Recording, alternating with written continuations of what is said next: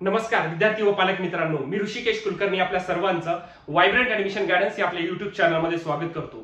मित्रांनो, आता सर्वजण एक न्यूज ऐकत असतील, सर्व पॅरेंट्स ऐकत असतील की सध्या नीटचा जो रिझल्ट लागलेला आहे त्याबद्दल पुढे काय होणार आहे. अनेक विद्यार्थ्यांचे कॉल येत आहेत की सर डबल नीटची एक्झाम होणार आहे का, डबल नीटचा रिझल्ट लावण्यात येईल, त्या पद्धतीने काय गोष्टी घडलेल्या आहेत आणि काही एक दोन महत्त्वाचे अपडेट्स जे की किती मोठ्या प्रमाणामध्ये एनटी कडून चूक होऊ शकते याचे काही लाईव्ह एक्झाम्पल्स मी तुम्हाला या व्हिडिओच्या माध्यमातून समोर घेऊन येणार आहे. त्याच पद्धतीनं डबल एक्झाम होईल का नाही हा जो संभ्रम आहे, हा जो प्रश्न आहे, काही पालकांचा विचार फोन येत आहे की सर डबल अभ्यासाला सुरुवात करावी का, तर थोडक्यामध्ये आपण या व्हिडिओच्या माध्यमातून जाणून घेऊया. आता बघा की काही आजचे हे लाईव्ह अपडेट्स तुम्हाला मी दाखवतो की काय काय गोष्टी सध्या सुरू आहेत, पेपर मधल्या काही गोष्टी आहेत. आता इथे तुम्हाला हिंदुस्तान टाइम्स मधल्या काही आर्टिकल्स मी आजचे दाखवते तुम्हाला की याच्यामध्ये बघा काय सांगितलेले की काही पिटिशनर्सनी एनटीएच्या अगेन्स्ट मध्ये काही पिटिशन्स दाखल केलेले आहेत. त्याच्यामध्ये काय सांगितलेलं आहे की कोणाविरुद्ध की जे 1600 विद्यार्थी आहेत, 1600 विद्यार्थी आहेत जे की ज्यांना काय केलेलं आहे, ग्रेस मार्क्स दिलेले आहेत, ग्रेस मार्क्स दिलेले आहेत. त्याच्यामध्ये अजून काय आहे तर याच्यामध्ये काय सांगितलेलं आहे, the petitioners have also requested the top court's directions to scrap the result and hold the test again. म्हणजे काही जणांनी काय केलेली अशी मागणी की तो रिझल्ट आता म्हणजे हे स्क्रॅप करून टाका आणि नवीन पद्धतीने एक्झाम म्हणजे नव्याने एक्झाम घ्या, असं काही जणांचं म्हणणं आहे.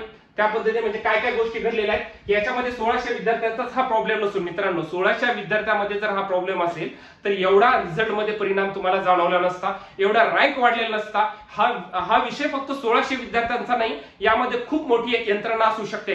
कारण की फक्त 1600 विद्यार्थ्यामुळे हा आपल्याला रिझल्ट मध्ये एवढा परिणाम जाणून येणारच नाही.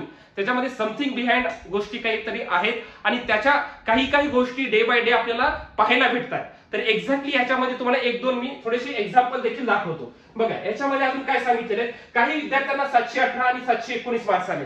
हे तर आपण ऑलरेडी पाहिलेलंच आहे. हे मार्क्स येणं शक्य नाहीये, परंतु याच्यावर एनटीएनं आन्सर काय दिलेला आहे की आम्ही काही विद्यार्थ्यांना ग्रेस मार्क दिलेले आहेत. मग कुठल्या बेसिसवर कशासाठी दिलेले आहेत तर काही विद्यार्थ्यांना पेपर जो होता बुकलेट हे होतं रॉंग देण्यात आलेलं होतं. काही सेंटर्सवर ते बुकलेट उशिरा देण्यात आलेलं होतं, त्यामुळे दिलेलं होतं. परंतु कुठल्याही एक्झाम मध्ये जर आपण काही अशा सिस्टीम राबवणार असेल तर त्याच्या इन्फॉर्मेशन बुलेटिन मध्ये त्या गोष्टी नमूद केलेल्या असतात की जर अशी सिच्युएशन आली तर आम्ही या पद्धतीने हे अमेंडेशन हा रूल ऍक्टिव्ह करणार आहे. पण अशा कुठेही एनटीएच्या बुलेटिन मध्ये एकही गोष्ट सांगण्यात आलेली नव्हती. 2018 मध्ये काही क्लॅट आणि एक दोन एक्झाम मध्ये जो हा मुद्दा उपस्थित करण्यात आलेला होता तेव्हा हायकोर्टने सांगितलेलं होतं आणि तो मुद्दा त्यांनी इथे अप्लिकेबल केलेला आहे. नॉर्मलायझेशन मेथड प्रमाणे काही रिझल्ट जनरेट केलेले आहेत. मग हे रिझल्ट फक्त या 1600 विद्यार्थ्यांपूर्व मर्यादित आहेत का? बिलकुल नाहीये. कुठल्या विद्यार्थ्यांना हे ग्रेस मार्क्स दिलेत ते मेन्शन नाहीये, त्याची लिस्ट नाहीये. त्याच पद्धतीने एक मुद्दा असा पण आहे की यापैकी कुठल्या सब्जेक्ट्सला तुम्ही ग्रेस मार्क दिलेले आहेत हे पण अजून क्लिअरली सांगण्यात आलेलं नाही. हे लक्षात घ्या. म्हणजे कुठल्या सब्जेक्टला तुम्ही ग्रेस दिलेले आहेत, एक्झॅक्टली किती विद्यार्थ्यांना दिलेले आहेत याचं उत्तर एनटीएकडे नाहीये. मग सध्याची सिच्युएशन काय तर एक कमिटी स्थापन केलेली आहे आणि ती कमिटी रिव्ह्यू करत आहे की एक्झॅक्टली या गोष्टी कशा पद्धतीने होणार आहेत. त्याच पद्धतीने एनटीए डायरेक्टरनी काल एक स्टेटमेंट दिलेली आहे, जर याच्यामध्ये काही आढळलं तर आम्ही त्या 1600 विद्यार्थ्यांची डबल एक्झाम घेणार, म्हणजे घेऊ शकतो. अशी पॉसिबिलिटी ऍट द एंड होऊ शकते. पहिल्यांदा असं पण होऊ शकतं की या सिस्टीम थ्रू असा पण रिझल्ट येऊ शकतो की या ग्रेस मार्क्स काढून देतील किंवा नव्याने सर्वांना मार्क्स देण्यात येतील, असं पण काही घडू शकतं. ठीक आहे. पुढे बघा अजून काय दुसऱ्या गोष्टी काय सांगितलेल्या ते पण लक्षात घ्या की याच्यामध्ये अजून काही महत्वाचे मुद्दे तुमच्यासमोर मी घेऊन येतो. बघा, in press conference last week NTA director general appointed out that the decision to give grace marks was taken as per the committee's recommendations. त्याच्यामुळे आम्ही ग्रेस मार्क्स दिले असं त्यांनी सांगितलेलं होतं. हे कशामुळे? It added that those candidates were affected by time loss due to distribution of wrong question papers. त्याच्यामुळे त्यांनी ग्रेस मार्क्स दिले. हे त्यांचीच चूक आहे. ठीक आहे. हे 23 लाख विद्यार्थ्यांची चूक नाहीये, त्यांच्या पालकांची चूक नाहीये. हे त्यांच्या जे पेपरमध्ये जिथे एक्झाम झालेल्या होत्या त्यांच्या छोट्याशा चुकीमुळे ह्या सर्व प्रश्न तयार झालेले आहेत. मित्रांनो, ज्यांनी मेहनत केली आहे, काही जणांची 3-4 वर्षाची मेहनत आहे, त्यांच्या मेहनतीमुळे आलेला स्कोर आहे. परंतु अशा ग्रेस मार्क्समुळे त्यांची मेहनत कुठेतरी मागे पडतीये आणि बिनकामाच्या विद्यार्थ्यांना चांगले मार्क्स आलेले आहेत. हे देखील तुम्हाला जाणवत आहे. ठीक आहे. आता अजून काय सांगितलंय, आता बघा, another 4 member committee has been form to review the issue. आता एक 4 जणांची कमिटी हे इश्यू हे करण्यासाठी सांगितलं. The agency said a final decision including the possibility of reexamination. बघा, रिएक्झामिनेशनची फायनल डिसिजन ह्या रिव्ह्यू कमिटीच्या नंतर त्यांनी सांगणार आहे. will be made after the committee submits a report which is likely within a week. Week मध्ये त्या रिपोर्ट जो येईल त्याच्यानुसार पुढे रिएक्झाम होईल का काय होईल असं एनटीएने सांगितलेलं आहे. Meanwhile opposition politics. आता बघा, याच्यामध्ये मी तुम्हाला काही गोष्टी एक महत्त्वाच्या सांगतो. बघा, आता हे बघा, ही खूप महत्त्वाची गोष्ट आहे जी की आज निदर्शनास आलेली आहे. NEET result 2024 controversy live office. बघा, check information shared by Kerala Congress committee. Kerala मधून एक गोष्ट तुम्हाला समजली असेल किंवा आता इथं पाहून घ्या काय एक्झॅक्टली.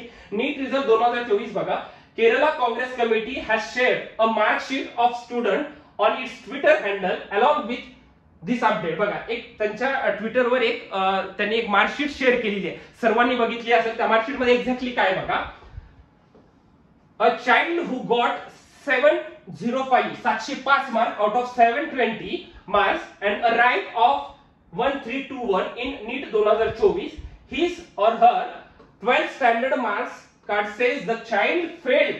बघा, child failed in physics 21% only, chemistry 31% and biology passed with 39 marks.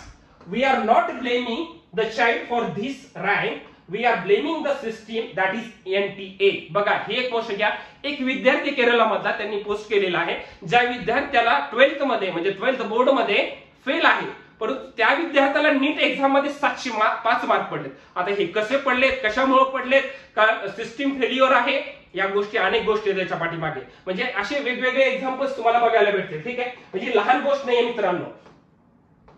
आता बघा, याच्यामध्ये अजून एक दुसरं एक सांगतो जी की प्रियंका गांधींनी त्यांच्या ट्विटर हँडलवर शेअर केलेला आहे की एक विद्यार्थी, सर्व विद्यार्थ्यांनी या विद्यार्थिनीचा व्हिडिओ देखील पाहिलेला असेल. लखनौ मधली ही विद्यार्थिनी आहे. लखनौ मधली या विद्यार्थिनीचं काय झालेलं आहे, 3 वर्ष ही तिचा तिसरा अटेम्प्ट होता. पहिल्या अटेम्प्टला 500 प्लस 535 होते, सेकंड अटेम्प्टला समथिंग 577 मार्क्स होते. आणि या अटेम्प्टला तिला काय झालेलं आहे तिच्यासोबत हे थोडक्यात जाणून घ्या. हे विद्यार्थिनीला काय झालं, लखनौ मधली विद्यार्थिनी रिझल्ट ज्या दिवशी तिने चेक केला त्या दिवशी तिला रिझल्ट फाउंड नाही झाला. ठीक आहे, रिझल्ट तिचा आलेला नाहीये, समथिंग एरर असं तिला मेसेज आलेला आहे. त्यानंतर तिने काय केलेलं, तिचं ओएमआर वगैरे सगळं बघितलेलं होतं, त्यामध्ये तिला 705 मार्क्स येत होते. त्यानंतर तिने रिझल्ट तसा आल्यामुळे काय केलेलं होतं, तिने एनटीएला मेल केला की माझा रिझल्ट आलेला नाहीये, म्हणजे एक्झॅक्टली काय गोष्टी घडलेल्या आहेत. त्यानंतर एनटीएला तिला थोड्या वेळाने रिप्लाय दिलेला की तुमचे आम्हाला जो बुकलेट आहे, जी ओएमआर शीट आहे ती आम्हाला टीयर कंडिशन मध्ये ती फाटलेली आहे अशा पद्धतीने भेटलं. मग त्याच्यानंतर त्यांनी काय केलेलं, सुप्रीम कोर्टामध्ये म्हणजे पीआय दाखल करण्याच्या आधी त्यांनी एकदा त्यांना मेल पाठवलेला होता की आम्हाला जी तुम्ही म्हणताय की ओएमआर शीट आम्हाला या कंडिशन मध्ये मिळाली तर त्याचा आम्हाला फोटो तरी शेअर करा. त्यानंतर एनटीएने नेक्स्ट डेला त्यांना त्यांचा फोटो शेअर केला आणि ती ओएमआर शीट अक्षरशः फाटलेली होती मित्रांनो. आणि त्यामुळे त्या विद्यार्थिनीचा रिझल्ट आलेला नव्हता आणि त्या विद्यार्थिनीचा स्कोर येतोय 705 मार्क. हे अशा पद्धतीने म्हणजे 705 नाही 715 मार्क्स तिला येत आहे असं तिचं म्हणणं आहे. म्हणजे एवढ्या गोष्टी होऊ शकतात. म्हणजे हे किती सिस्टीमचं फेल्युअर आहे तुम्ही बघा. एवढी मोठी एक्झाम आहे, 24 लाख विद्यार्थी देतात, विद्यार्थीच देत नाही तर त्याच्या पाठीमागे त्यांचे पॅरेंट्स आहेत, त्याच्या पाठीमागे त्यांचे टीचर्स आहेत आणि करोडो लोकांची मेहनत आहे. 25 लाख विद्यार्थ्यांच्या मागे फक्त विद्यार्थ्यांचीच नाही आहे, त्यांच्या पालकांची आहे, त्यांच्या शिक्षकांची आणि सर्वांची मेहनत आहे. आणि एवढ्या मोठ्या सिस्टीमचं एवढं फेल्युअर असणं हे खूप मोठी गोष्ट आहे मित्रांनो. अशा गोष्टी घडायला नको पाहिजे. याचा इम्पॅक्ट सर्व विद्यार्थ्यांवर पडतोय. याचा इम्पॅक्ट विद्यार्थ्यांनी ज्यांनी मेहनत केली त्यांच्यावर पडतोय. ज्यांना चांगले मार्क्स आले त्या विद्यार्थ्यांना एवढे मार्क्स येऊन सुद्धा शंका आहे की मला चांगलं गव्हर्नमेंट कॉलेज मिळेल का. थोडक्यात सांगायचं म्हणजे 720 पैकी 720 67 विद्यार्थ्यांना पडले तरी पण विद्यार्थ्यांना टॉप मोस्ट जे की भारतामधलं कॉलेज आहे एम्स दिल्ली याच्यामध्ये सर्व विद्यार्थ्यांना ऍडमिशन भेटत नाही. तिथे सुद्धा ऍडमिशन घेण्याचा क्रायटेरिया एकदम चुकीच्या पद्धतीने लावलेला आहे. ज्या विद्यार्थ्याचा ऍप्लिकेशन नंबर, ऍप्लिकेशन फॉर्म हे डिसेंडिंग ऑर्डर म्हणजे असतील अशा विद्यार्थ्यांना नंबरिंग रँक 1, रँक 2, रँक 3 असं देण्यात येईल असं त्यांनी सांगितलेलं आहे. म्हणजे तुम्ही अभ्यास करून सुद्धा तुम्हाला न्याय मिळत नाहीये. हे आजची मोठी चूक आहे, ही मोठी गोष्ट आहे. याच्या विरुद्ध अनेक इन्स्टिट्यूट सध्या हायकोर्टमध्ये दिले आहेत, अनेक जणांनी पीआय दाखल केलेला आहे, अनेक विद्यार्थ्यांनी हा मुद्दा उचलून धरलेला आहे आणि ही चांगली गोष्ट आहे. कारण की मेहनत करून जर आपल्याला त्याचं फळ मिळत नसेल, हा आपल्या अस्तित्वाचा प्रश्न असेल तर सर्वांनी लढाई करणं खूप जास्त गरजेचं आहे. ऍट द एंड मी तुम्हाला सांगतो की रिनीट होणं ही खूप कमी शक्यता आहे. म्हणजे 1% प्रोबॅबिलिटी आहे, डबल एक्झाम एवढ्या विद्यार्थ्यांची होणं हे 1% प्रोबॅबिलिटी आहे.